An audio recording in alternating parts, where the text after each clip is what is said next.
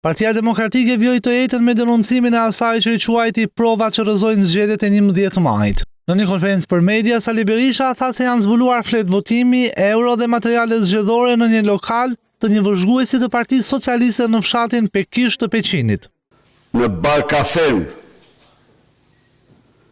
e kryeplakut të fshatit Dervish Ismaili,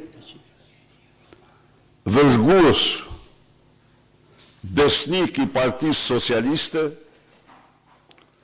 ndodhen sasi e konsiderueshme materialesh votimi, flet votimi, lista votimi dhe narko euro. Vigjeja e cila pretendon të jetë filmuar këtë të ejtë nga Bledi Himçi, kandidati i PD-s në Elbasan, tregon fletet e votimit në një lokal, ndërsa është e paqartë nëse ato janë origjinale apo kopje.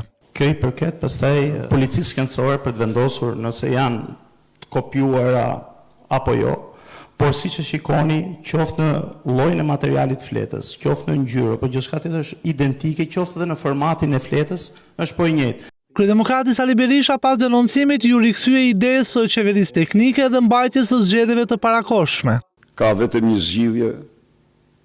Zgjidhja është emergjente. Krimi i qeverisë teknike, zhvillimi i zgjedhjeve të reja, shqiptarët votojnë të lirë.